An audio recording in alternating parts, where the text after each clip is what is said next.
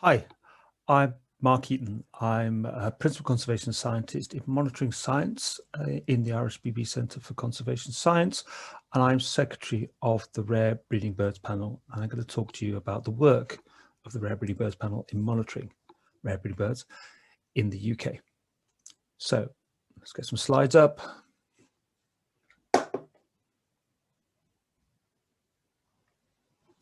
Good. So briefly, what I'm going to do in this talk, I'm going to talk about the value and the purpose for monitoring rare breeding birds in the UK, and hopefully by doing so, convince you of the value of the work I'm talking about. I'm then going to talk about the Rare Breeding Birds Panel, a bit of detail about how it works and what it is. I'm then going to show some examples of the results of our work, taken from our last report on the year 2018, some examples of the latest news on rare breeding birds in the UK. And finally, I'm going to talk about rare breeding birds in Northumberland and you really trying to drum up support for the work of the RBBP by encouraging people to monitor and report on rare breeding birds when they're out and about. So that's what I'm going to do. I'm going to plunge straight in by talking of the value of the panel's work. One of the most important things that we do is support the prioritisation of bird species in the UK, because it's a sad fact of life. I'm sure you're all aware of this, that we don't have, as conservationists, we don't have the resources we'd like to conserve all of the UK species everywhere, all of the time. So we have to prioritise to make the hard choices over where to best direct our limited conservation resources. And one of the most important ways of doing that is identifying the species that most need help. And for birds, we do this through these Birds of Conservation Concern assessments. You can see here the cover of the most recent assessment, published in 2015, number 4. And what we do in these assessments, we take the monitoring data such as that collected by the Rare Breeding Birds Panel and various other bird surveys and monitoring efforts across the UK. And we use those to assess each of the UK's regularly occurring bird species against a set of standardized criteria. So looking at population trends, looking at population sizes, at distribution, at threat levels in Europe and globally, factors such as that. And we use those criteria then to place species on either the red list, the species of greatest conservation concern, amber list for moderate concern, and green list for lowest conservation concern. So a simple traffic light classification. As you can see, the curlew was one of the species that moved on to the red list in the latest review, but quite a number of the species listed are rare breeders. So the red list, the last review had 67 species on it, 22 of those are rare breeding birds. And so their prioritisation as red list birds was enabled through the monitoring of the Rare Breeding Birds Panel. I should say that the next review, number 5, is being worked on at the moment. We'll be publishing that in December this year. So as well as identifying conservation priorities, our monitoring data supports research into causes of decline, both in individual species, but also looking at wider impacts across the environment. Just one example, because there's been quite a lot of research focused on climate change in recent years using rare breeding bird data. Hardly a surprise given how much of an impact we know that's having upon our biodiversity. So one example here for quail, showing the average latitude, so how north in the UK singing male quail are, using data reported to the Rare Breeding Bird Panel since the 1980s. And we can see the way that those blue diamonds slope upwards on the graph, showing that the population, the average sort of centre of gravity of the quail population in the UK has moved north over 3 decades or so, moved north at a rate of about 5 kilometres a year. And we know that that pattern is happening across many species, and for many of them, it will be climate change supporting, driving that change. As well as supporting research, the Rare Breeding Birds Panel data supports sort of active conservation. One example is the designation of sites for special protection. So the UK Special Protection Area Network, designated under EU legislation, but still in existence, still active, has relied upon the panel's data across a range of species to identify the most important sites and areas for them, for eagles, for choughs, for harriers, for divers, for nightjars, for a whole range of species, to identify the most important areas and designate them as these protected areas, giving them that extra layer of protection. And then also through time allowing the success or otherwise of that designation in supporting populations of species within those areas. So to see whether they do retain or indeed grow their populations of these species as a result of that extra protection or not. And also if our prioritization, identifying the species that most need help, the research to understand causes of decline, and the action to remedial action to help species is successful, our ongoing monitoring then sometimes shows nice graphs like this, or at least is able to monitor the effectiveness of interventions, because of course you don't always get successes from conservation interventions. But here's one example of conservation success for red kite. And you can see how in the early 70s, when the Rare Breeding Bird Panel started its work, that the population was very small. There were about 30 pairs left in a few remote Welsh valleys. Red kite were nearly extinct in the UK. Slowly, very slowly, over a number of years, through greater protection, the population began to recover. But then we can see in the late 90s the impact of the first reintroduction projects, starting in the Chilterns at first, but then spreading to other parts of the UK, then resulted in a rapid recovery of the red kite population. And indeed, you shouldn't be alarmed by the fact that around 2006, the population reaches a peak and then seems to drop and wobble around thereafter. Simply, red kites exceeded our ability to count them every year. They became too common in some areas that they were no longer monitored properly. And indeed, a few years later, they were removed from the list of species covered by the Rare Breeding Bird Panel. They became too common. They're no longer a rare breeding bird. And we do know through monitoring under the UK's Breeding Bird Survey that population trend has actually increased and carried on rising since then. So a great conservation success. So that's some of the things that the work of the Rare Breeding Bird Panel, its collection of data, its monitoring of our rarest breeding species do. And hopefully you can see some value in this work. It's work done in partnership of organisations, both NGOs such as the British Trust for Ornithology and the RSPB, and government agencies, so the statutory conservation agencies for the UK's 4 countries and the Joint Nature Conservation Committee, which works at the UK level, supporting the work of the RBBP. Not just organisations like that, but also the network of bird clubs and societies that are found across the UK, and the dedicated groups, the practice study groups and other specialist groups working on rare breeding birds play a hugely important role in the work of the RBBP, which I'll come back to. And beyond that, the other important part of this partnership is with individuals, with volunteers, with birdwatchers, and this may look like a strange slide to be using for this point, but this is the city ground where Nottingham Forest play football. I use this picture because the city ground holds 19,000 fans, or will hold 19,000 fans when they're allowed to go back to football matches. just happens to be the same number of people that submitted data to the BTO's last bird atlas in the UK, the 2007 to 2011 bird atlas.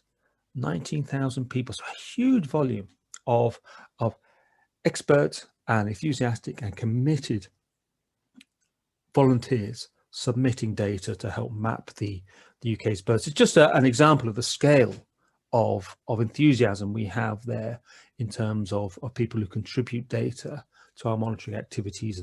And this, it applies to the rare breeding birds panel as well. We have thousands of people submitting data to help our work. So the panel. It's an organisation founded in late 1972 and from 1973 onwards has collected data on rare breeding birds for nearly 50 years now. It's an independent body. It's funded by the RSPB and the UK government, JNCC, with some support from the BTO, but it is an independent body sitting apart from them. It's a volunteer panel of experts. There are currently nine members.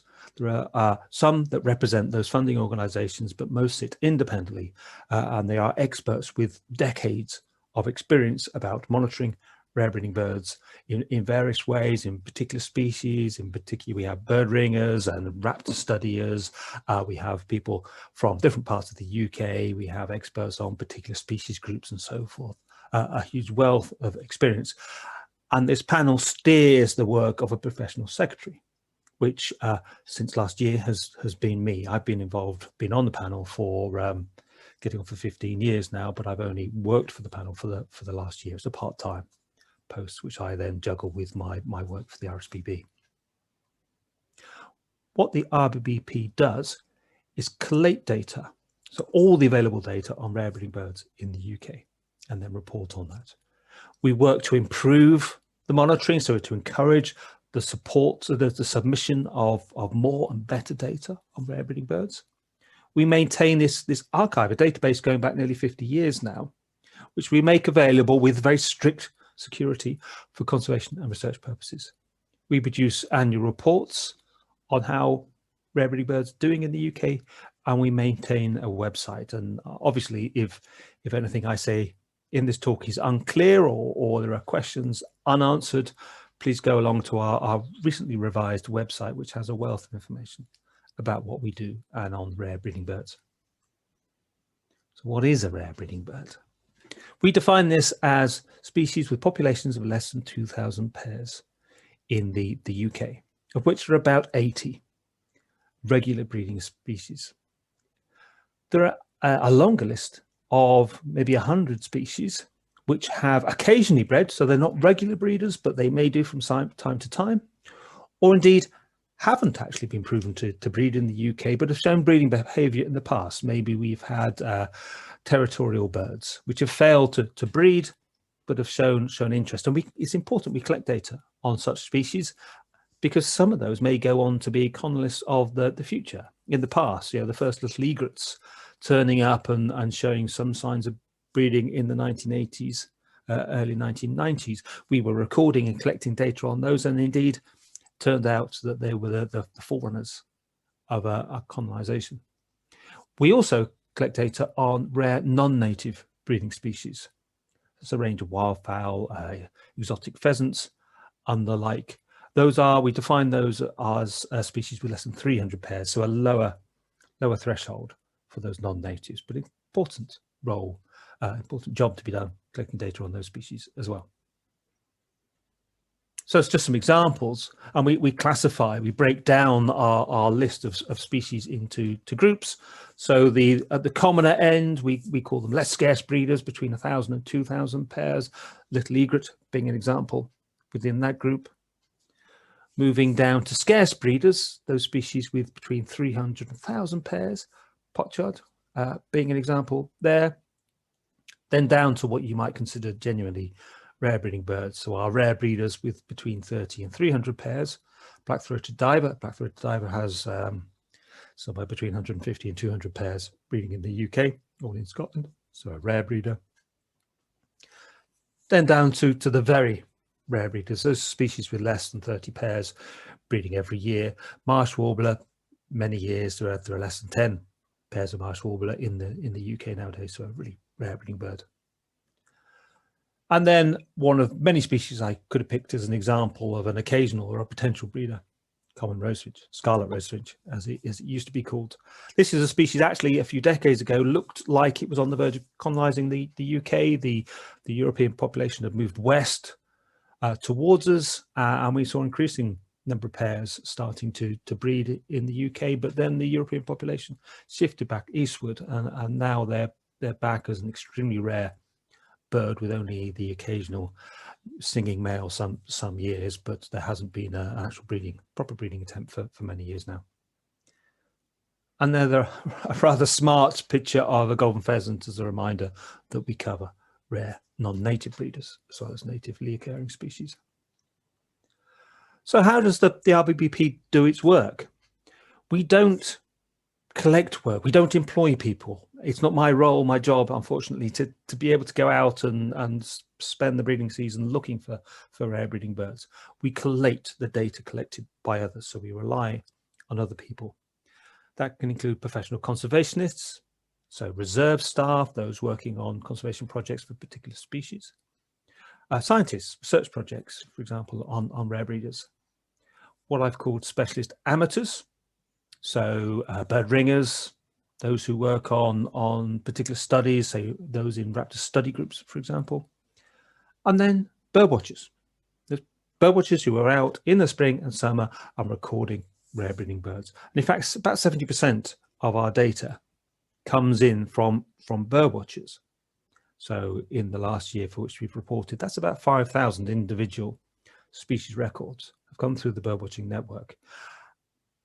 What we don't do is ask anyone, birdwatchers or otherwise, to submit data directly to the rare breeding bird panel. We ask them to use sort of standard networks to channel data through to us. And in the case of birdwatching records, we use the wonderful network of county bird recorders who are appointed by county bird clubs throughout the UK. And they play the role of receiving data, birdwatching records, collating it, sorting it out, and then every year making a submission to the RBBP on all the rare breeding bird activity within their counties. So you can see here through this sort of schematic how data reaches us. So at the top, birdwatchers submitting data to county bird recorders who are sending it in annually to me. Data from those bodies responsible for licensed activities such as bird ringing from the BTO or the government agencies which oversee other licensed activities. Data from special work by raptor study groups, from reserve networks, for example. All these flows reaching the Secretary on an annual basis. And from that, we maintain a database and we produce our annual reports. And this is what they look like. Every year we publish in the journal British Birds. There's a time lag in our reporting. These data flows take quite a long time for records to be submitted to, say, county recorders or to licensing returns, to then be collated and submitted to the rare breeding bird panel, and then for us to sort them all out and produce a report. So we run about 2 years behind. So in 2020, our report covered the breeding season of 2018. As I said, always in the journal, British Birds. I was very happy to see the cover of British Birds on our last report, because you may have noticed that the black-necked grebe there is actually the logo of the RBBP. And what I'll do now is just show you some examples from that 2018 report of how our rare breeding birds are doing. So reusing a picture of quail. Now, one of the things that we reported, and one of the themes, if you like, of our 2018 report was how well many of our rare breeding birds are doing in the UK. And indeed, we reported 10 species with higher numbers than ever before within the lifespan of the RBBP, which as I said is nearly 50 years. Quail wasn't one of those species. However, quail had its poorest year since 1991 in 2018. And you can see the blue line there, that's the numbers reported. The dotted green line is the running mean through that rolling average, if you like. But you can see how quail have quite a remarkable pattern in their occurrence in the UK, in that there are years, as birdwatchers know them as quail years, 2011, you can see, and 1989 as two examples where massive numbers reach the UK, or massive relative to other years. It can be an increase, tenfold increase in what normally occurs. So we have these big eruption years with birds moving up in the spring from wintering grounds in North Africa in unexpected numbers. And then we have very poor years. And all these fluctuations, large fluctuations in between. 2018 was one of those poor years. It's not great cause for alarm. It's just the sort of pattern we see with quail. And I know from the data that we've received for 2019, indeed 2019 and 20, since have been much better years. So the population has risen again. So a bad year, but not something to be too concerned about. But moving on to those bits of good news. So a species for which we reported the highest ever total 2018, one example was crane. And in fact, not just the highest total in the life of the rare breeding birds panel, but indeed for centuries, because we know that the crane were extinct for a long period, and we're seeing the recovery from that extinction.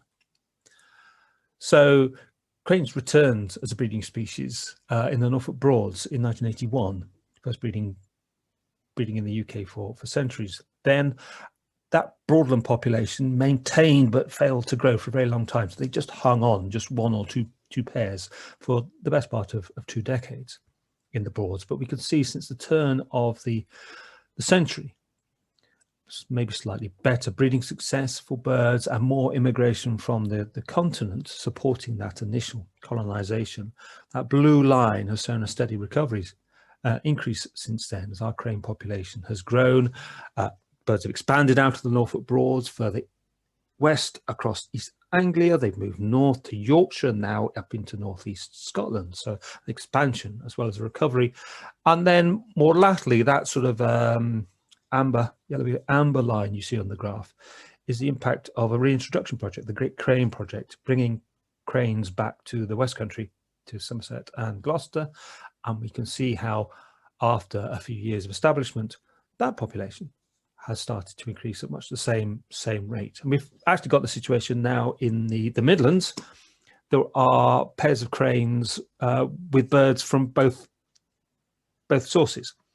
So birds originating from the population in the east have met birds originating from the reintroduction in the west, and we have mixed pairs there.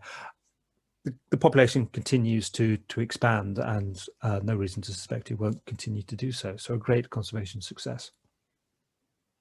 Other species that's doing well, not on the same scale yet, but maybe, black-winged stilt. So 2018 saw the 5th year in a row that black-winged stilts have attempted to breed in the UK in southern counties, a long way off Northumberland, quite yet, I'm afraid. So mainly Essex and Kent, but elsewhere in East Anglia as well, and in southeast East England, and now in Somerset most recently. So black-winged stilts persevering, trying to breed in the UK, not always succeeding. Of the last 22 breeding attempts for black-winged stilts in recent years, only 7 of those have been successful in raising young. But it hasn't deterred them, and they are continuing to turn up every year and try and breed and sometimes succeed. So it does seem that they are making a concerted attempt to colonize the UK. And looking at this map, we can see that this colonization is part of a broader change across Europe. So this map is taken from the European Breeding Bird Atlas 2, which was published in December last year. The grey squares, 50 by 50 kilometre squares, show areas where black-winged stilts were present in the first European Atlas in the 1980s, and still in this most recent atlas, which collected data from 2013 to 2017. The blue squares are the most important bits. They show the 50 by 50 squares, which black-winged stilts have moved into, weren't present in the first atlas, but were in the more recent one. And you can see the northward shift of stilts through the pattern of these blue squares and the range expansion overall. So we can see how, for example, they've moved north in Spain, up through France, expansion on the near coast of the continent, also expansion into the interior of Europe, away from coast into Central Europe. And you can see those few squares in the southern parts of the UK as the species is expanding. So we can see this great recovery, the great expansion of black-winged stilt, probably supported, probably driven by climate change, which is reflected in the increasing occurrence of the UK. This map illustrates it quite well. It also, if you don't mind, gives me a chance to have a quick advertising break to promote the book it came from, the European Breeding Bird Atlas. Magnificent book, over 1,000 pages and 5 kilo of book produced by the European Bird Census Council, covering over 550 species, showing maps of their distribution, of their abundance, of change, like you've just seen, across Europe. Fantastic illustrations and fascinating species text accompanying all of them. It really is a fantastic book. I do have to add the caveat, though, that I am the chairman of the European Bird Census Council, so I'm not exactly an independent review of this. You might want to take that with a pinch of salt, but go online and see what other people are saying about it, and it will sell out quite soon, this book. So if you're interested, go and have a look. Anyway, sorry about that. More good news. More expanding and increasing species. Another one of those 10 species for which we recorded the highest ever population during the RBBP period in 2018, much to the joy of my my RSPB communications colleagues, because they love every year bittern population grows, and every year they can put out a press release saying bitterns are booming. But as you can see from the graph here, bitterns are indeed booming. The blue line shows the total number of booming males in the UK. You can see how in the late 1990s, bitterns were nearly extinct in the UK, down to a dozen males left, mostly at Minsmere on the Suffolk coast. But then a programme of research to better understand bittern requirements, a programme of better site management to make sure that reed beds met those requirements for bittern, and then an ambitious programme of new wetland and new reed bed creation allowed the population to recover. And you can see how that blue line swept up to over 200 male bitterns nowadays. Remarkably, the orangey line there shows the population in Somerset. Bitterns reached Somerset less than 20 years ago, and have expanded incredibly there in the Somerset levels. Very important population. But it's not just there. And the red bars on this graph show the number of sites occupied, and you can see this, this increase in birds hasn't just been through lots of birds at a few sites. There has been a large expansion in the range of bitterns, moving north through England, moving west across Wales as far as Anglesey. So real success for bitterns. Another species which has shown an increase, and again the largest ever number reported by the RBBP, is the red-necked phalarope.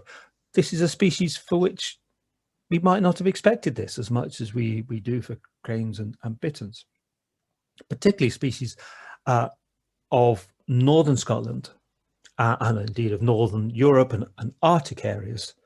So a species which we don't expect to prosper through the impacts of climate change in the UK. Indeed, we expect possibly to decline. We expect those species for which we lie on the southern edge of their ranges to decline in numbers as that range moves northwards in response to climate change and away from the UK. So this increase over the last 10 years in red-necked phalarope numbers, as you can see, it's always been a very rare bird, fluctuating between sort of 20 and 40 pairs in the UK. This sudden expansion to over 100 pairs is most unexpected and not particularly easy to explain. You can see, same as in bittern, the increase in number of sites occupied is also notable. So again, it's not been just an increase of red-necked phalopes at a few sites. The range has expanded into new areas of Scotland, and indeed with a breeding attempt in England in recent years, which is a great surprise. So not something that we particularly expected to happen. There's been good site conservation at the important places for red-necked phalarope, but I don't think we'd claim that as necessarily the cause of this increase. One thing which might help explain it is the remarkable migration of red-necked phalopes from the UK. This map is a compilation of data from tracking projects on red-necked phalarope, showing the migration routes taken by these birds.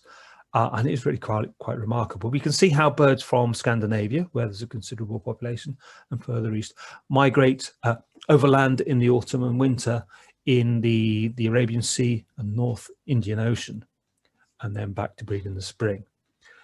Whereas birds from Shetland, where our main breeding bird population is, where a few birds are being tagged, as birds from Greenland and Iceland undertake this remarkable and unsuspected migration hitherto down the east coast of North America, across Central America, and go to winter on the western seaboard of South America. So around the Galapagos, off the coast of Ecuador, for example.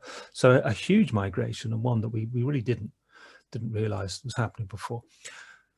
What we know about those wintering grounds is they're affected by the El Nino cycle, these huge climatic oceanic cycles. And it may be something to do with changing suitability of wintering grounds, cyclic suitability of wintering grounds, that meant that in recent years it's been good conditions for wintering phalaropes on that migration pathway, has allowed the population to increase. That's speculation, but maybe the impact. Certainly in the right-hand population, the population from Scandinavia, we are seeing declines, harking back to that atlas, which I showed before for the stilt. The map for red-necked phalarope shows how the Scandinavian population has contracted, has disappeared from the southern parts of Scandinavia, southern Sweden, southern Finland. So we are seeing a pattern of change we would associate with climate change in that population. So again, our birds behaving somewhat differently, but it may just be, could possibly just be a sort of temporary fluctuation related to El Nino effects. We'll have to see. Another species, finally, a species of Northumberland, a species for which Northumberland has a good population, the goshawk. When the panel started its work in 1973, the goshawk had only just returned to the UK as a breeding species. It was thought back then that after centuries of extinction, they'd returned, possibly due to immigrant birds from the continent meeting up with escaped falconers birds in the UK. With increasing time, it's become apparent that in fact there was nothing accidental about the falconers birds, and indeed there were sustained and deliberate attempts by enthusiasts to reintroduce goshawks to the UK, so sort of under the counter reintroductions, some time before the likes of the RSPB were getting involved with red kites and white-tailed eagles, reintroducing them. Falconers were already doing this, but however it happened, we can see the steady recovery, slow at first, but then sustained recovery through recent years. So now we're reporting over 700 pairs in the UK, and it's likely that we're considerably underreporting the number of goshawk in the UK, that people are either not reporting all pairs that are found to the Rare Breeding Bird Panel, or indeed not all those pairs are getting found. Many of our goshawks are breeding in fairly remote upland areas in large forest blocks where they're escaping detection. So there's probably considerably more than even the numbers we have on there, but we can see continuing to increase. And another species which has a toehold in Northumberland is just sort of reaching north. Another one of these species from the south, which is prospering Mediterranean gull. And we can see the massive jump in Mediterranean gull numbers in recent years, now exceeding 2,000 pairs. In 2018, indeed, there were 1,740 pairs at one site, the RSPB Reserve at Langston Harbour in Hampshire. So nearly 2,000 pairs just in one colony. So we anticipate that we will we'll be removing Mediterranean gull from our list of rare species soon, because they are rapidly expanding. We do tend to keep species on for 1 or 2 years after they've breached our upper threshold, just to make sure that they are going to stay above that and they're not going to drop for some reason. But as we can see, there seems to be a huge boom in Mediterranean gull numbers, and that range slowly moving north, so they're becoming commoner up here in the northeast. But it's not all good news. Not all of our species, obviously, not all our rare breeding bird species are prospering. And one example of a species which isn't is the red-backed shrike. So you can see here the blue line on this graph is we call the maximum total of pairs. This includes maybe you see breeding males or pairs which don't stop to breed. So we record them as a breeding attempt, but they're not a confirmed breeding pair, which is shown by these red bars.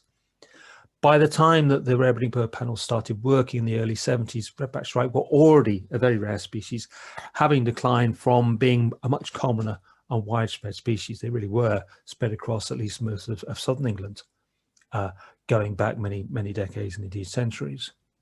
By the time we started, they'd already contracted, and that contraction and decline continued until the late 80s, when we thought we'd seen the end of red-backed shrike as a breeding species. In the UK, the last known pair in Norfolk disappeared, and we thought that was it. But you can see, particularly from the red bars, that most years in the recent decade, we have had red-backed shrikes breeding in the UK somewhere in a wide variety of locations, stretching from Devon, which has been the best county in recent years, but from Devon up to Shetland. So a range of locations used by red-backed shrikes, just sort of hanging on as a breeding species, refusing to go extinct in the UK. There is possibly some signs of hope. We know that the population just across the Channel, for example, in the Netherlands, is increasing. Same in France. So, chance that they may make a recovery. Finally, one last example, not of an overall trend, but just of the sort of between year fluctuations. You probably remember, it was quite harsh in Northumberland, the beast from the east. So the hard winter spell in late February and early March 2018. So just before the 2018 breeding season. And that had an impact on a number of species, little egret, woodlark, dark-footed warbler, and bearded tit being an example. And it doesn't look like a huge drop there. In fact, you can see larger drops following other harsh winters in the past, but you can see the drop in bearded tit numbers in that last year. This is a resident species which isn't moving out of the UK to be able to escape, and it is a species with a largely eastern distribution in the UK, so was right in the face of the beast from the east. We know some of the local impacts were really quite considerable. The Yare Valley, Broadland Valley, that runs east from Norwich in Norfolk, had 48 pairs reported in the Yare Valley in 2017. In 2018, none. There wasn't a bearded tit to be found in the Yare Valley. So that hard late winter spell had completely wiped the population out. We know that they'll bounce back. We know that many of the species that were impacted by the beast from the east, the commoner species such as wrens and goldcrests, did bounce back by 2019. So we expect the same to have happened in bearded tits. But what I've talked about and these examples I've given give the impression that all those flows of data, those records that reach the rare breeding bird panel, tell us everything we need to know about our populations. But the truth is, they do for many of our better monitored species. We get complete coverage or near complete coverage every year. But there are a range of rare breeding bird species, some of which you can see listed on this slide, which our coverage is incomplete, and in some cases massively incomplete. There are a few of these species for which the sum of the records that reach the panel, reach me every year, is probably only between 10 and 20% of the total number in the UK. So it's just not sufficient to be robust monitoring. Many of these species, as you can see, if you know your birds and you see this list, you'll realize that they're species of remote areas. They're species of northern Scotland where there are few local bird watchers. So monitoring is obviously low. They're in places which are difficult to reach, mountains and so forth. There are also a few species which are hard to study. There may be cryptic, nocturnal owls, for example, species very hard to find in the breeding season, such as lesser-spotted woodpeckers and hobbies. And others are maybe none of that, but they're species which are just not of sufficient interest to bird watchers that they get well covered. So we always work to try and improve our coverage of these species. So this is the end part. I warned you, the part where I try and flag up support for the panel's work by encouraging listeners to go out and look for rare-breeding birds and make sure they submit records. So here's a list of Northumberland's rare-breeding birds. I'll pause just to give you the chance to take those in. Based on those that bred in 2018 are the ones with asterisks, didn't breed in 2018, but have in recent years. So you can see quite a considerable list of species, some maybe less well known and quite obscure, others famous. Northumberland's hen harrier population, one of the best places in England, best counties in England in recent years. Our roseate terns on Coquet Island, things like that. So anyone can help. Anyone who can go out and identify birds and submit records can help the rare breeding bird panel. And we encourage bird watchers to think of the panel's work. If you're bird watching in the spring and summer, think of our list of species which we want records for. And if you see one of those birds in a situation where it might be breeding, make sure to collect that information, to make a record, or make sure that reaches the panel. Better still, get more information, follow up sightings. If you see a rare breeding bird singing in the early spring, go back later in the spring to see whether it's still there, to see whether there's a pair. Submit good quality records, and I'll come back to that. So the information that the panel needs is with your record.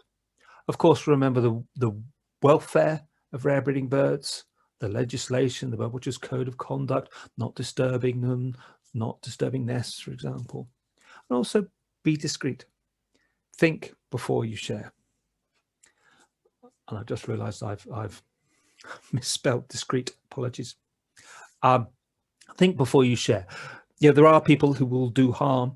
They will persecute, they will take eggs to rare breeding birds. And also there is a sad fact of life. It's the problem of the interest of bird watchers and photographers in rare breeding birds, that disturbance can cause problems, can cause birds to abandon breeding attempts, for example, if there's too much interest from enthusiasts at a nesting site. So best kept quiet. I mentioned quality records. If you find a rare breeding bird in the breeding season, we want to know dates, numbers, precise location, best a 6-figure grid reference, and then breeding evidence. So what bird or birds were doing that allow us to define, use a sort of series of set categories of breeding evidence and categorize birds as possible, probable, or confirmed breeding attempts. So, for example, a bird in breeding habitat in the breeding season, or a singing male bird would be considered a possible breeding attempt. If there was a pair, they were there permanently, you saw display or maybe visiting a nest site or carrying nest material suggesting they were nest building, we would consider that probable breeding. And then confirmed breeding, basically we consider breeding confirmed if eggs were laid. It doesn't have to be successful, it doesn't have to be young raised. Confirmed breeding is if eggs were laid by a pair. And these are the sorts of categories of evidence which would prove that. So finding used eggshells, seeing fledged young that must have come from the site, small chicks like these purple sandpipers that couldn't have come from elsewhere because they can't fly yet. Adults carrying food, which proves they're feeding young in the nest, for example. Those are confirmed breeding categories. So encourage people to think of the RBBP and collect these sorts of records and submit them to their local bird recorder so they reach the panel. We encourage people to go a bit further. Maybe take on local studies. If there's a particular species, rare breeding bird species near where you live, go out of your way to study them. My favorite example is the long-eared owl. In recent years, there have been sometimes 10 pairs of long-eared owls reported in Northumberland a year. When lockdown came, I started cycling around the lanes around Alnwick, where I live, looking for long-eared owls. And by the end of the year, I'd found 21 broods of them. So far more than is normally found in the entire county. My wife's a teacher, so I'd go cycling out looking for long-eared owls. And if I found the one, I'd got the map stuck on the office wall, and I'd nick one of her merit stickers and put them on the map to show where I'd found them. So yeah, really improved our knowledge of long-eared owls in Northumberland, and that's a study I'm continuing this year. And of course, all the data helps collated with our UK level data to help monitoring of this species. And finally, we like to encourage people to think of rare-breeding birds and the work of the RBBP when they're elsewhere in the UK, particularly if they're up in the north, in Scotland, the west coast of Scotland, these places where we struggle to get good information. Now, we know that, well, it's looking unlikely we're all going to have foreign holidays this year, but fingers crossed we will get holidays, and I'm sure we're all keen to get away. So if you do get somewhere where there might be rare breeding birds, please look for these birds. If you're in Scotland, for example, where greenshank, which is a rare breeder but can be quite regular, quite common in some areas and easy to see, but we get very few records of. So if you see greenshank if you're on holiday in the Highlands, make sure you collect the information, as I said, site, dates, breeding evidence, and submit that record to the county recorder where you are. If you're a user of BirdTrack, that's the online system run by the British Trust for Ornithology, or it's app-based, so you can use your mobile phone, all data submitted that can automatically get to the relevant county bird recorder and thus can get onto the rare breeding bird panel. So you can just put sightings of greenshanks or whatever else into your phone and it can reach the rare breeding bird panel with no more effort required by you. So to recap, please help the panel by submitting breeding records of the species we cover through usual channels, so your county bird recorder. In Northumberland, that is Tim Dean. He's the bird recorder for Northumberland and Tyneside Bird Club. So that's the fantastic organisation that oversees the recording of birds and reporting of birds in Northumberland. And there you can see the URL. So please go and look at their website and see that all they do. In fact, if you're not already a member, maybe consider joining. And then for the Rare Breeding Bird Panel, you can see again our website, our Twitter account. British Birds is where we publish our annual report, so you can find out more about the work of the panel. You can find out my contact details and drop me a line if you've got any questions to ask. And on that note, I will thank you for your time for listening and hope you found this worthwhile.